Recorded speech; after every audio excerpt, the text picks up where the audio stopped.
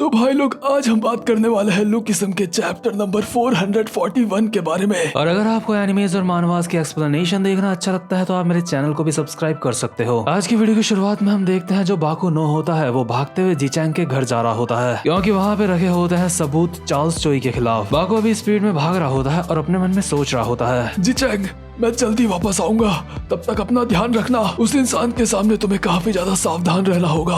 वो कोई ऐसा वैसा इंसान नहीं है, वो है एलाइट। और वहीं दूसरी तरफ हम देखते हैं चार्ल्स और जीचैंग एक दूसरे के आमने सामने होते हैं। चार्ल्स जीचैंग को कहता है, शियोल के व्हाइट वाइपर, मैं तुझसे एक सवाल पूछना चाहता हूँ, क्या तू मेरा बॉडीगार्ड बनने में इंटरेस्टेड है? व्हाइट वाइपर, तुझे मुझसे कोई भी दिक्कत नहीं है। मेरा बॉडीगार्ड बनके तू एक काफी अच्छी जिंदगी बिता सकता है। वैसे भी अब मैं अपने एक बॉडीगार्ड को रिप्लेस करने की सोच रहा हूँ, या फिर तू चाहे तो। लेकिन इतने में ही जीचैंग अपनी सिगरेट जलाते हुए कहता है, तेरा उल्टा हाथ, तेरे पास तेरा उल्टा हाथ नहीं है, इसका मतलब जरूर उल्टी साइड से तुझे फाइट करने में दिक्कत होती होगी। चार्ल्स कहता है, तो ये है तेरा फैसला। मैंने सुना था तू बाकी किंग से अलग है क्योंकि तेरे पास बाकी किंग से ज्यादा स्ट्रेंथ है और उनसे ज्यादा स्पीड है, और दूसरी बात तू स्ट्रेटेजी काफी ज्यादा अच्छी बनाता है। इतने में ही जीचैंग अपनी सिगरेट हवा में फेंकता है और एक हैंड ब्लेड मारता है चार्ल्स के ऊपर, लेकिन चार्ल्स इस अटैक को डॉज कर लेता है। इसके बाद जीचैंग एक और अटैक मारता है चार्ल्स की लेफ्ट साइड में, लेकिन चार्ल्स इस अटैक को भी काफी इजीली डॉज कर लेता है और कहता है, क्या तू मेरे लेफ्ट साइड में अटैक करने की कोशिश कर रहा है? लेकिन तुझे बता दूं, मेरे पास मेरा एक हाथ हो या फिर ना हो, मेरे लिए ये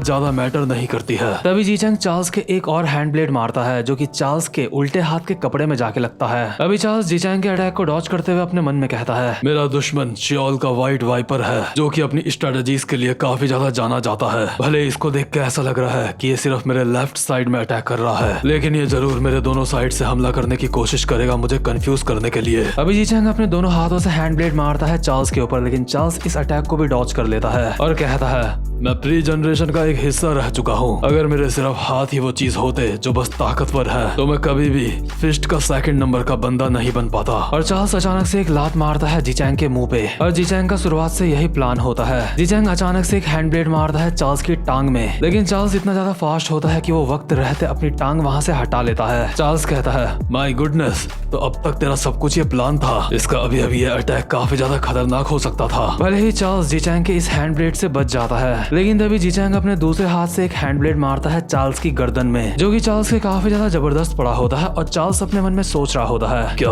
एक घूम के अटैक? ये कोई ऐसा अटैक नहीं है जिसको कोई अचानक से मार सके। ये जरूर काफी पहले से मेरे ऊपर ही अटैक मारने की सोच रहा होगा। ये बात तो माननी पड़ेगी, ये व्हाइट वाइपर बंदा काफी ज्यादा खतरनाक है। इसके बाद जो जीचैंग होता है चार्ल्स के ऊपर कई सारे अटैक्स की बारिश कर देता है। चार्ल्स अभी जमीन में गिर चुका होता है और तभी जीचैंग उसके ऊपर एक और हैंड ब्लेड मारने वाला होता है, लेकिन चार्ल्स वहाँ से हट जाता है और ये अटैक जाके लगता है सीधा जमीन में, जहाँ से जमीन टूट जाती है। चार्ल्स इस अटैक से बचते बचते कहता है, ये काफी ज्यादा काबिलियत तारीफ था। ये बात तो माननी पड़ेगी, तो काफी ज्यादा अच्छी स्ट्रेटेजी बनाता है। मुझे लगता है मुझे भी तुझसे फाइट करते हुए इतना ज्यादा लापरवाह नहीं होना चाहिए था। और चार्ल्स अपनी जैकेट निकाल के जीचैंग की तरफ फेंकता है और पीछे से भागता हुआ आता है जीचैंग के ऊपर अटैक करने के लिए और कहता है, तुझे पता है अगर बात यहाँ पे स्ट्रेटेजी की हो रही है तो मैं कोई भी फाइट किसी से भी नहीं हारता। जैसे ही जीचैंग अभी चार्ल्स की जैकेट को अपने सामने से हटाता है, इतने में ही चार्ल्स उछल के जीचैंग के एक मुक्का मारने वाला होता है और जीचैंग ने भी अपना हैंड ब्लेड तैयार कर लिया होता है, लेकिन चार्ल्स जानबूझकर अपने अटैक को मिस कर देता है और जीचैंग के टांग पे मारता है। और जीचैंग के पैर पे जिस जगह पे भी चार्ल्स का अटैक पड़ा होता है वो इंसान का एक कमजोर हिस्सा होता है, जिस वजह से जीचैंग की अभी हालत खराब हो गई होती है। और चार्ल्स कहता है, पैर के बिल्कुल ऊपर एक कमजोर हिस्सा होता है। अगर तुम्हारे कोई पैर के ऊपर चोट पहुंचा देता है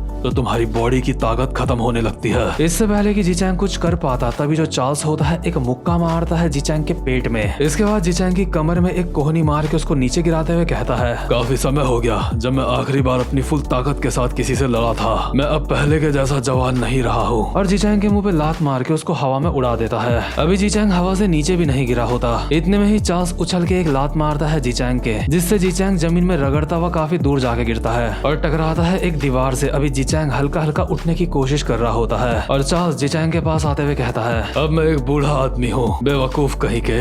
आखिर तूने ये सब कुछ क्यों किया? जब मैंने तुझे अपना बॉडीगार्ड बनने का ऑफर दिया था तो तूने उसको एक्सेप्ट कर लेना चाहिए था। तभी जीचैंग फटी हुई हालत में कहता है, मिस्टर चोई, लगता है तुझसे बहुत बड़ी गलती हो गई है। जब कोई स्ट्रेटेजी बैटल चल रही होती है तो उसमें प्रोसेस मायने नहीं रखता, बल्कि रिजल्ट मायने रखता है कि रिजल्ट क्या रहा। चोई, तेरा खेल यहीं पे खत्म होता है। और जिचैंग अभी अपनी गन तान देता है चार्ल्स के ऊपर, और जो बाकुनो होता है इसी तरफ आ रहा होता है और उसको गोली की आवाज आती है, जिसको सुन के बाकू काफी ज्यादा हैरान हो जाता है और अपने मन में कहता है, क्या एक गोली चलने की आवाज? मैंने वो सारे के सारे सबूत छुपा दिए हैं। वो सारे सबूत अब उस तक आराम से पहुंच जाएंगे। ठीक है, मैंने अपना काम खत्म कर लिया है। अब मुझे जिचैंग के पास जाना होगा। और बाकू भागता हुआ जा रहा होता है जिचैंग के पास और अपने मन में बोल रहा होता है, अभी अभी जो गोली की आवाज आई वो जरूर जिचैंग की ही गन की थी, लेकिन उसकी गन के शुरुआत के 3 राउंड ब्लैंक हैं। वो जरूर अब भी वहाँ पे एलाइट से फाइट कर रहा होगा। प्लीज जिचैंग, सुरक्षित रहना,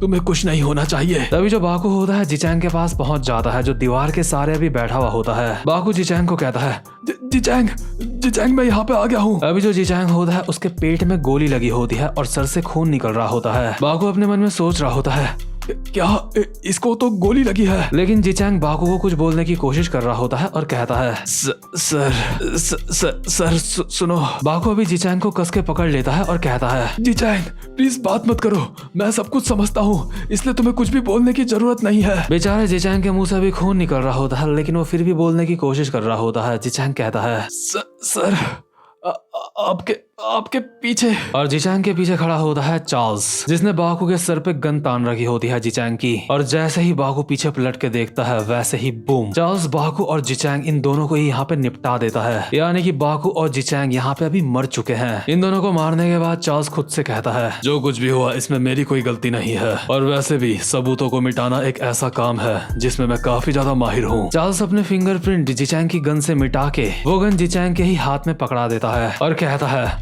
बधाई हो तुम दोनों को, लगता है तुम दोनों न्यूज में आने वाले हो। और होता भी यही है। 2 दिन बाद इन दोनों की खबर न्यूज में आ रही होती है। अभी जो एंकर होता है न्यूज वाला, वो बोल रहा होता है, हमारे सूत्रों से हमें खबर मिल रही है, चंगचोंग के मिस्टर नो ने एक पुलिस ऑफिसर के ऊपर हमला करा, जिनसे वो काफी अच्छी तरह से परिचित थे। लेकिन ऑफिसर क्वैक ने बहादुरी दिखाते हुए अपनी गन मिस्टर नो से छीन ली। ऑफिसर क्वैक एक बहुत ही ज्यादा हिम्मती पुलिस वाले थे। उन्होंने इस बात की भी चिंता नहीं करी कि उनके पेट में भी एक गोली लग चुकी है। इस छीना झपटी के चलते मिस्टर नो के भी सर पे गोली लग गई। कई सारे गवाहों के बिना पर इस केस को अब बंद किया जा चुका है। ये पूरा हादसा सुन के पूरा का पूरा चंगचोंग काफी ज्यादा हैरान है। और जो डैनियल होता है टीवी में यही खबर देख रहा होता है। डैनियल हैरान होकर खुद से कहता है, नहीं, ऐसा नहीं हो सकता, क्या वो दोनों मर गए? इसके बाद डैनियल को याद आता है कि मिस्टर नो ने उसको कहा था एक बार, मैं भी चार्ल्स चोई से भाग रहा हूँ ताकि वक्त आने पर मैं उससे बदला ले सकूं अपना। डैनियल कहता है, क्या चार्ल्स चोई से बदला? मिस्टर नो कहता है, हाँ, तुमने बिल्कुल सही समझा। जब गैब्रियोंग किम का मर्डर हुआ था तो वो चार्ल्स चोई ही था जिसने सारे के सारे सबूत मिटा दिए थे। और उस वक्त जिचैंग ने डैनियल को कहा था, मेरे लिए सारी बातें मैटर नहीं करती है, मैं तो बहुत पहले ही मर चुका था, मैं अपनी बाकी की जिंदगी मिस्टर नो का ध्यान रखना चाहता हूँ। मिस्टर नो कहते हैं,